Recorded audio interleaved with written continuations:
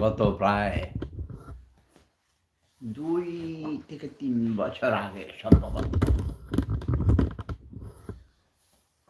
আমার ইন্টারভিউ নিয়েছিল একটা সংস্থা।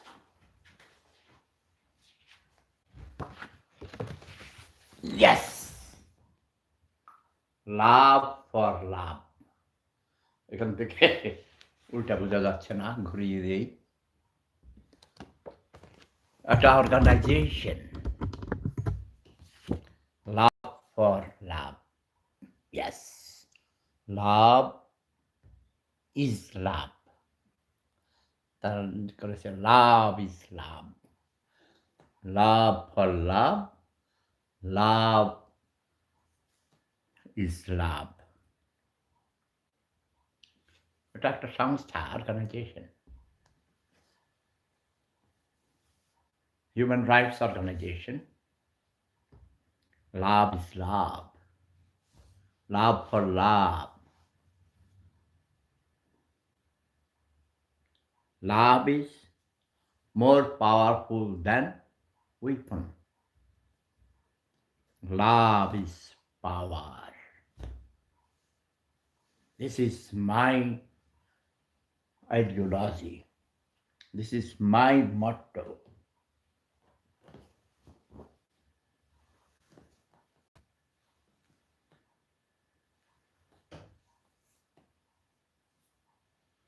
কি টেক্সট পড়তে ইচ্ছে করে না, কারণ আজেবাজে টেক্সট লেখে তখন মেজাজ খারাপ হয়ে যায়। ঠিক আছে না? দাদু কেমন আছেন? আমি সিলেট থেকে দেখছি। ধন্যবাদ। কি নাম? সিনহা। আমার চশমায় পুরাটা দেখে না। সিং, সিনহা সিং। ধন্যবাদ।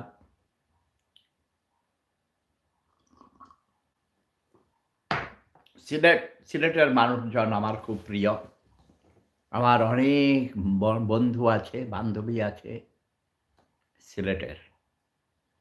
আমার মা-বাবারও অনেক সিলেটি বন্ধু-বান্ধবী ছিল, প্রতিবেশী ছিল ইংল্যান্ডে, লন্ডনে, বিলাতে। কারণ ইংল্যান্ডে বেশি সিলেটিরা থাকে আগের থেকেই। সম্ভবত সিলেটের এই সর্বপ্রথম বাংলা ভাষাভাষী ইংল্যান্ডে গিয়েছে। বেশিরভাগ শিপে চাকরি করত। শিপ থেকে লন্ডনে বিলাতে নেমে গেছে, আর আসেনি। সেখানে ভালো চাকরি পেয়েছে, থাকার ব্যবস্থা ছিল। এবং ওই সময় ব্রিটিশ ইন্ডিয়া ছিল, ব্রিটিশ ভারত। হ্যাঁ, একই রাষ্ট্র, একই দেশ। ব্রিটিশ ভারত একই গভর্নরের অধীনে, একই রাজা রানীর অধীনে শাসন হতো। আমার জন্ম তো হয়েছে ব্রিটিশ ভারতে। রানী এলিজাবেথ তখন রানী, তাই না? আমি কিন্তু ব্রিটিশ, ওকে?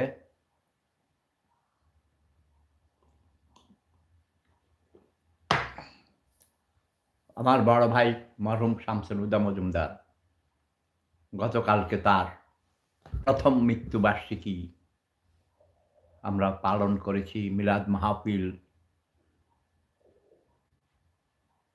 কোরআন খানি, কোরআন তেলাওয়াত, ফাতিহা পাঠ, তারপর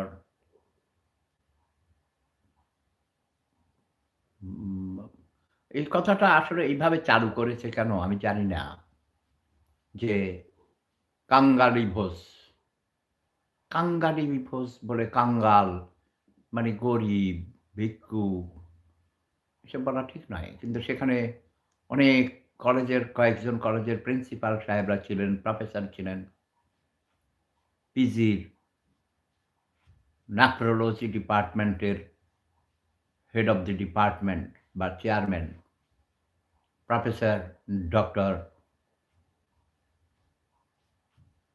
হাদিউজ্জামান সাহেব ছিলেন।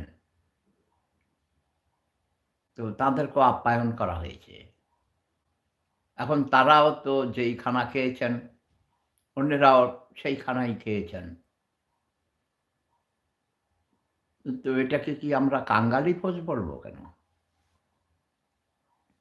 না, ওটা কাঙালি ভোজ বলা ঠিক হবে না। আজকেই আমি বলছি অবজেকশন। কাঙালি ভোজ বলা যাবে না। আপ্যায়ন বলতে হবে আপ্যায়ন। ঠিক আছে না? সবাই মানুষ।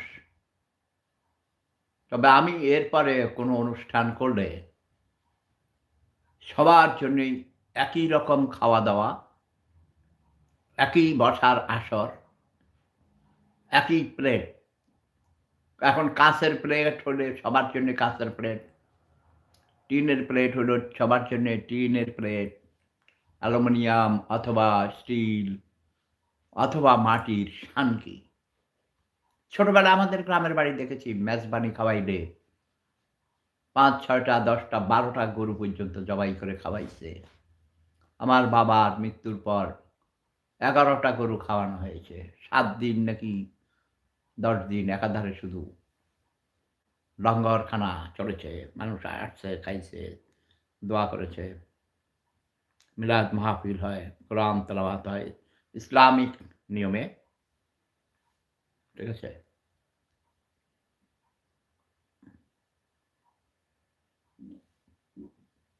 প্রদীপ দাস, না প্রদীপ দাস গরিব। প্রদীপ দাস একজনের নাম্বার নিয়েছি আমি হাজীগঞ্জ বাড়ি। গ্রাম ডেররা। কিন্তু তার নেই, WhatsApp নেই। WhatsApp নেই মানে গরিব। তাই না?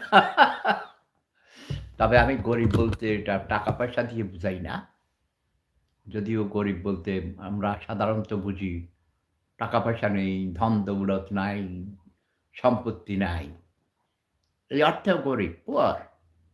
কিন্তু আমি সাধারণত গরিব বলতে বুঝাই ছোট মন, মন ছোট, চিকেন হার্টেড, ন্যারো মাইন্ডেড। এটা হলো ছোট লোক। এটাকে গরিব না বলে ছোট লোক বলা উচিত, তাই না? বাট আমি বলি গরিব। এটাই মন ছোট, গরিব। আমি একজনকে টেলিফোন করছিলাম। কথা হচ্ছিল। এখনো ইংল্যান্ডে টেলিফোন করার জন্য অপেক্ষায় আছি কিন্তু এখনো সেখানে ভোর হয়েছে মাত্র। মানুষ ঘুমাচ্ছে। আমাদের চেয়ে ১ ঘন্টা পরে তারা ঘুম থেকে উঠে। আমার একটা দেখি ছোট ভাইকে কল করি। মামাতো ভাই, বুঝছো?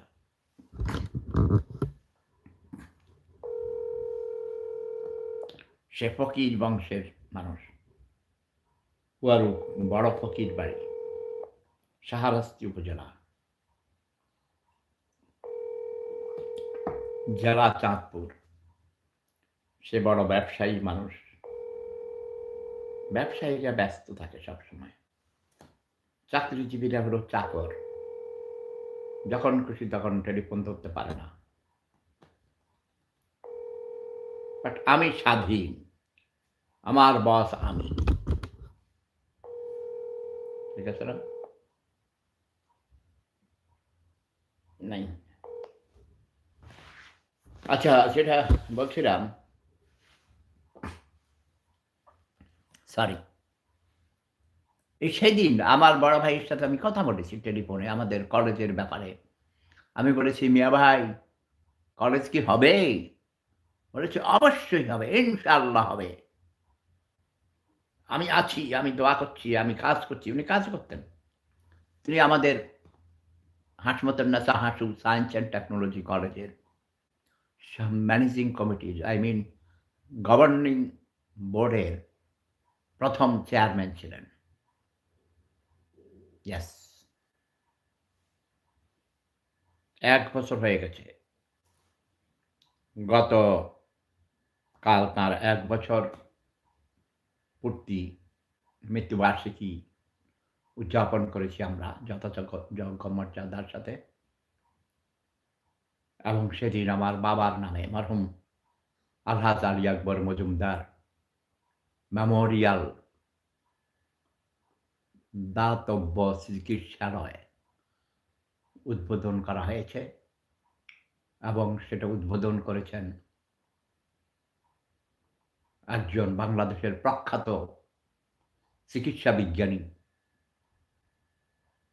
বাংলাদেশ মেডিকেল ইউনিভার্সিটির নেফ্রোলজি ডিপার্টমেন্টের হেড, মানে কিডনি ডিপার্টমেন্টের হেড, প্রফেসর ডক্টর হাদিউজ্জামান সাহেব। সাথে আরও অনেক গণ্যমান্য, বিশেষ করে শিক্ষক বেশিরভাগ। আমি নিজেও একজন শিক্ষক। আমার জীবনের বেশিরভাগ শিক্ষকতা করেছি, ট্রেনিং দিয়েছি। ট্রেনার্স আর অলসো টিচার্স, তাই না? শিক্ষক। জাতিসংঘে উপদেষ্টা হিসাবে, ট্রেনার হিসাবে, কনসালটেন্ট হিসাবে কাজ করেছি। এখনো ওয়ার্ল্ড পিস মিশনের চেয়ারম্যান হিসাবে কাজ করে আসছি। ভলান্টিয়ার, বাতা নেই না, বেতন নেই না, উল্টা আরও দেই। আমার কথা হলো, মানুষ কেন না খেয়ে মরবে? মানুষ কেন বিনা চিকিৎসায় মরবে? মানুষের কেন ঘর বাড়ি থাকবে না? মানুষের কেন সুন্দর জামা কাপড় থাকবে না? এই যে আমার মতো, তাই না? দেখেছ কত জামা, জুতা, কত স্যুট, কোট, টাই। অন্যদের কেন থাকবে না? অন্যরা কেন আমার মতো কফি খেতে পারবে না, কাপুচিনো?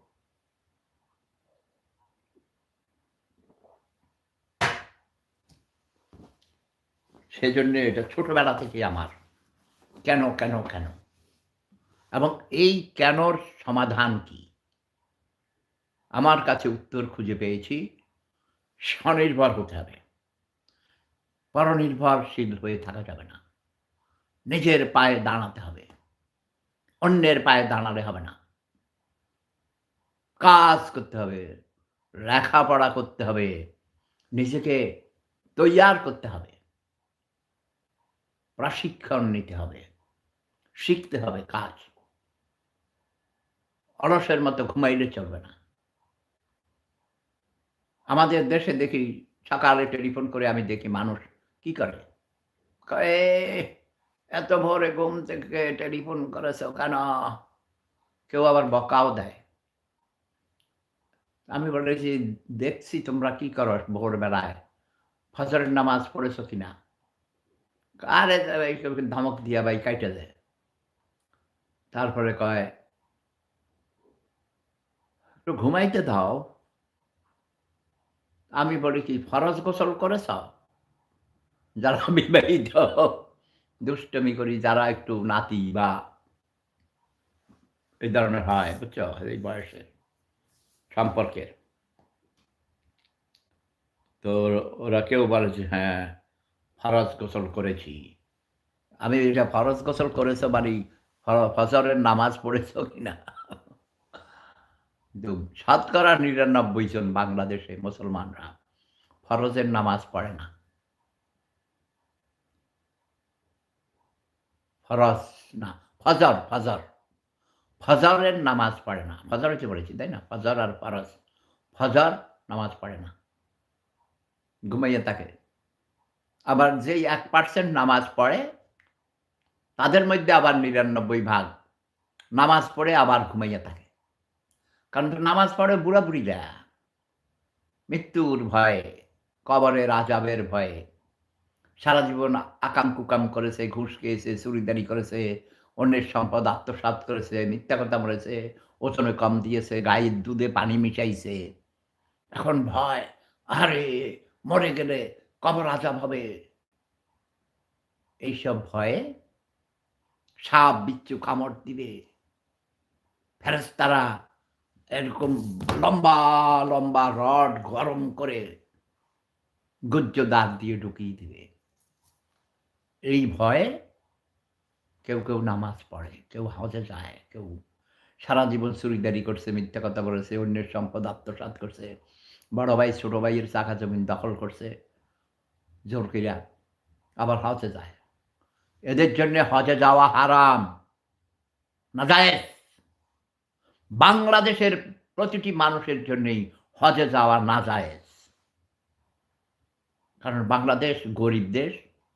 বাংলাদেশের শতকরা ৯০% উপর মানুষ দারিদ্র্য সীমার নিচে বসবাস করে। না খেয়ে থাকে, না পড়ে থাকে, বিনা চিকিৎসায় মারা যায়। আত্মীয়স্বজন অনেকেই খেতে পায় না, চিকিৎসা পায় না, লেখাপড়া করাইতে পারে না। ঘরবাড়ি নাই, ভাঙা ঘর, ঠান্ডা বাতাস, বৃষ্টির পানি পড়ে। তাদের কি হজে যাওয়া উচিত? না। আমি শতভাগ গ্যারান্টি দিয়ে বলছি, মহান আল্লাহ রাব্বুল আলামিন তাদের নামাজ, রোজা, হজ, যাকাত কোনো কিছুই গ্রহণ করবেন না এবং তাদেরকে জান্নাতুল ফেরদাউস তো দূরের কথা, সবচাইতে বড় দোজখের মধ্যে নিক্ষেপ করিবে। বলেন সুবহানাল্লাহ, সুবহানাল্লাহ। আচ্ছা, এখানে কি সুবহানাল্লাহ হবে না নাউজুবিল্লাহ হবে? আলহামদুলিল্লাহ তো হবেই না।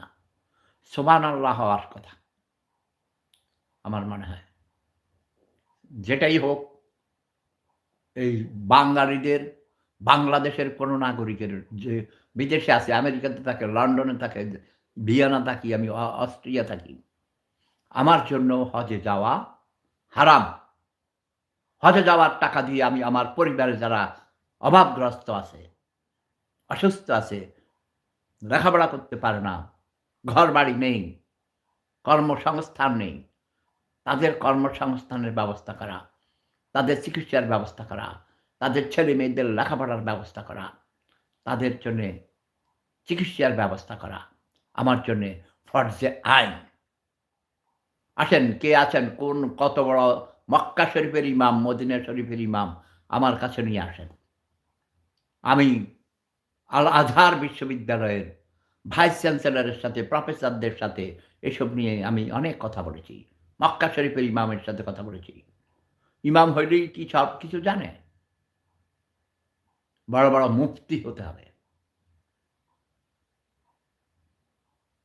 আসুন আমরা নিজেরা জানি, অন্যদের জানাই, অন্যদের জানতে সহযোগিতা করি।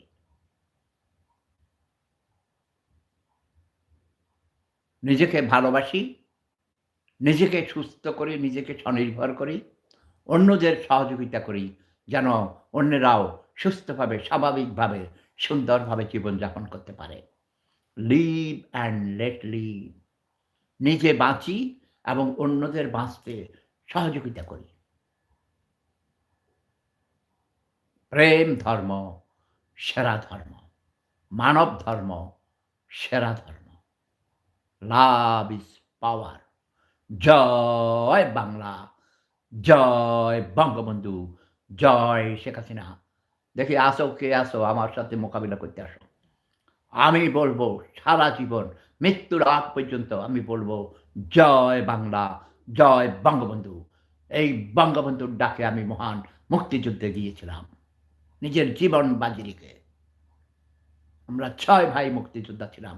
আমার মা বাবাও মুক্তিযুদ্ধের সহযোগী মুক্তিযোদ্ধা ছিল। ইংল্যান্ডের থেকেও আমার বাবা, চাচা, জ্যাঠা, ভাইরা সবাই, আত্মীয়স্বজন, বন্ধু-বান্ধব সবাই সহযোগিতা করেছে। মহান মুক্তিযুদ্ধে অংশগ্রহণ করেছে। শুধু কিছু কুলাঙ্গার, অশিক্ষিত, বর্বর, ছোট লোক, গরিব, ঘুষখোর, প্রতারক, যারা এই দেশকে ভালোবাসে নাই, এখনো ভালোবাসে না, তারাই মহান মুক্তিযুদ্ধের বিরোধিতা করেছে। এখনো মুক্তিযুদ্ধের বিরোধিতা করছে। মুক্তিযুদ্ধের চেতনার বিরোধিতা করে আসছে।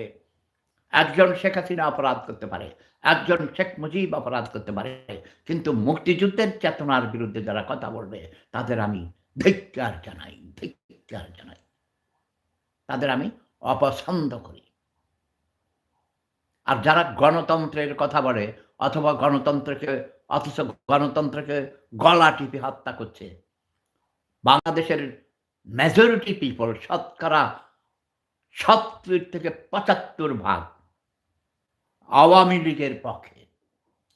এখনো যদি নিরপেক্ষ তত্ত্বাবধায়ক সরকারের অধীনে নিরপেক্ষ নির্বাচন হয়, আওয়ামী লীগ ৭০ থেকে ৮০% ভোট পেয়ে সরকার গঠন করবে। অথচ তারা আওয়ামী লীগকে ব্যান করেছে। ডক্টর ইউনূস সাহেব, আপনাকে আমি শ্রদ্ধা করি। এই শ্রদ্ধা রাখবেন। বাংলার মানুষ যখন ক্ষেপে উঠবে, এই বিপ্লবী জাতি তখন আপনাকে ছাড়বে না। আপনি রাজাকারদের প্রতিনিধিত্ব করছেন। Be careful, I tell you, last warning for you. আপনাকে আমি বারবার বলছি, কোনো নির্বাচন দিবেন না।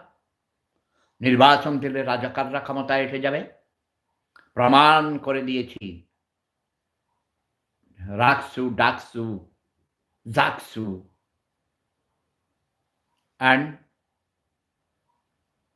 সাকসু, যে কয়টা বিশ্ববিদ্যালয়ের সংসদ নির্বাচন হয়েছে, কোনোটাতে শতভাগ, কোনোটাতে ২৬-এর মধ্যে ২৫টা, কোনোটাতে ২৪টা শিবির, সরাসরি শিবির পাস করে। হাউ? কি করে এটা সম্ভব? আপনি ডক্টর ইউনূস সাহেব তাদের সহযোগিতা করছেন, ইন্ধন যোগাচ্ছেন।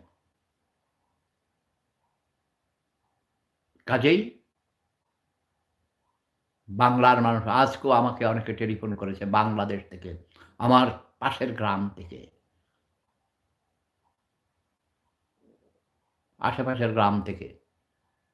তারা বলছে যে, "আমরা আওয়ামী লীগের পক্ষে মিছিল করতে চাই আমাদের সোরসাগ বাজারে, সোরসাগ হাই স্কুল, কলেজ, চড়িয়ারা কলেজ এবং হাই স্কুল মাঠে, বাজারে।" আমি বলেছি, "no, this is not the time. তোমরা আরো ধৈর্য ধরো, নিজেরা সংগঠিত হও। ওদের হাতে অস্ত্র আছে।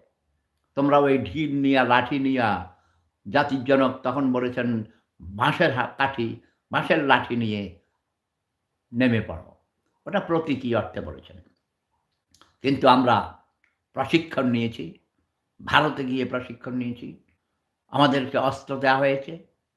ক্যান্টনমেন্ট থেকে পুলিশ ফাঁড়ি লুটপাট করে আমরা নিয়ে এসেছি। মুক্তিযোদ্ধারা খালি হাতে যুদ্ধ করেছে, গেরিলারা বিভিন্নভাবে সেটা গেরিলা কায়দায়। পাক হানাদার বাহিনীকে ৯ মাসের মাথায় আমরা সারেন্ডার করিয়ে ছেড়েছি। ভারত আমাদের সহযোগিতা করেছে। প্রতিবেশী রাষ্ট্র প্রতিবেশীর দায়িত্ব পালন করেছে। ৭১-এ পরাজিত ঘাতক রাজাকার আল-বদর, আল-শামসরা ভারতের বিরোধিতা করছে। কারণ ভারত কেন আমাদেরকে মুক্তিযোদ্ধাদের, মহান মুক্তিযুদ্ধের, স্বাধীনতা যুদ্ধে আমাদের সহযোগিতা করেছে। এখনো তোমরা দেখবে যারা ভারতের বিরোধিতা করে এরা রাজাকার, নব্য রাজাকার, রাজাকারের বংশধর। এরা এদেশের স্বাধীনতা চায়নি। তাই কই ঢাকা বিমানবন্দর পুড়িয়ে দিয়েছে। তোদের প্লেন কোথায় নেমেছে? এই বাংলাদেশের রাজাকাররা, গোলামের জাতেরা, ছোট লোক, গরিবেরা বল। কলকাতা বিমানবন্দরে কেন বলছিস, "বাবা ভারত তোমাকে পায়ে ধরি, আমাকে বিমান একটু নামতে দাও, আমাদের প্লেন কলকাতায় নামতে দাও"? লজ্জা শরম নাই তোদের? নির্লজ্জ ভাইয়েরা! তোরা নিজেরাই আগুন লাগিয়েছিস। এক সপ্তাহে ৫-৬টা স্পটে কি করে আগুন লাগে? It is pre-planned. ওটা রাজাকারদের কাজ, নব্য রাজাকারদের কাজ। অনেকে বলে, "হ্যাঁ দাদা, আপনি আমাদেরকে রাজাকার বলছেন কেন? আমার বয়স তো ৫০ বছরের নিচে। আমার বয়স ১৬ বছর বা ১০ বছর অথবা এই সেই।" আমি বলেছি, "তোরা হচ্ছিস নব্য রাজাকার। তোরা রাজাকারের আদর্শের অনুসারী। তোরা রাজাকারদের নাতি-পুতি। তোরা হইলি নব্য রাজাকার।" যেমন করে নৌ মুসলিম হয়, ইসলাম ধর্ম গ্রহণ করে অন্য দল থেকে এসে, অন্য ধর্ম থেকে এসে ধর্মান্তরিত হয়। তখন সে খ্রিস্টান ধর্মের নৌ খ্রিস্টান, নৌ হিন্দু, নৌ মুসলিম, কিন্তু ইহুদি ধর্মে কোনো অনুপ্রবেশ নেই। মা যদি, মা-বাবা দুজনই ইহুদি হতে হয়। খ্রিস্টান আগে হিন্দু ধর্মে অনুপ্রবেশ ছিল না। কিন্তু এটা তারা সংশোধন করেছে। এখন ও কি নাম দিয়েছে না ওটাকে, শ্রীকৃষ্ণ নাকি কি একটা নাম দিয়েছে, আই হ্যাভ ফরগটন। মানে হিন্দু ধর্মে অনুপ্রবেশ আছে এখন। মুসলমানরা ইচ্ছা করলে হিন্দু হইতে পারে। বৌদ্ধ হইতে পারে। বুদ্ধিস্ট সবার জন্যই খোলা। আমি গৌতম বুদ্ধকে ভালোবাসি। এই দেখো আমার ঘরে আমাকে একটা গিফট দিয়েছিল গৌতম বুদ্ধের একজন ভক্ত আমাকে দিয়েছে। ওই যে আমার কাছে গৌতম বুদ্ধ সামনে, এই যে আমার পিছনে আমাদের নবী হযরত মুহাম্মদ মুস্তাফা আহমদ মুস্তাফা সাল্লাল্লাহু আলাইহি ওয়াসাল্লামের রওজা মোবারক। আজকেও মদিনা শরীফে আমার জন্য দোয়া করেছে আমার সম্পর্কে এক ভাতিজা এবং আরও কয়েকজন আলেম। সবাই মিলে আমাকে আমার জন্য দোয়া করে। স্বপন রাজা নাকবল। আচ্ছা, অনেকক্ষণ কথা বললাম, আমি ক্লান্ত, আমি অসুস্থ। তো আরও কথা হবে। সবাই ভালো থাকুন, অন্যায়ের প্রতিবাদ করুন, যে যখন যেখানেই থাকেন না কেন। আর মহান স্বাধীনতা যুদ্ধের পক্ষে অবস্থান করবেন। মহান মুক্তিযুদ্ধের চেতনার বিরুদ্ধে যারা কথা বলে, তারা রাজাকার, নব্য রাজাকার, যারা জাতির শত্রু, দেশের শত্রু, মানবতার শত্রু। তাদেরকে প্রতিহত করবেন। জয় বাংলা, জয় বঙ্গবন্ধু, জয় শেখ হাসিনা, জয় জনতা, জয় মানবতা। ভয়ের কোনো কারণ নেই। আমি সেফুদা আপনাদের সাথে আছি। প্রত্যেকে যে যেখানে আছেন অস্ত্র ট্রেনিং দিবেন। অস্ত্র ছাড়া অস্ত্রের বিরুদ্ধে সংগ্রাম করা যাবে না। আগে নিজেদের ঐক্যবদ্ধ হতে হবে। প্রশিক্ষণ নিবেন, অস্ত্র চালানো শিখবেন, তারপর যুদ্ধ করতে যাবেন। খালিয়াতে যুদ্ধ করতে গিয়ে জীবন দেওয়ার কোনো দরকার নেই। আসুন, আমরা এদেশের স্বাধীনতা, সার্বভৌমত্ব রক্ষার জন্যে জীবন দিতে প্রস্তুত। বাট কুকুরের মতো জীবন দেব না। আমরা শত্রুদের মোকাবিলা করব। ৭১-এর হাতিয়ার গর্জে উঠো আরেকবার। জয় জনতা, জয় মানবতা। প্রেম ধর্ম সেরা ধর্ম। Love is power.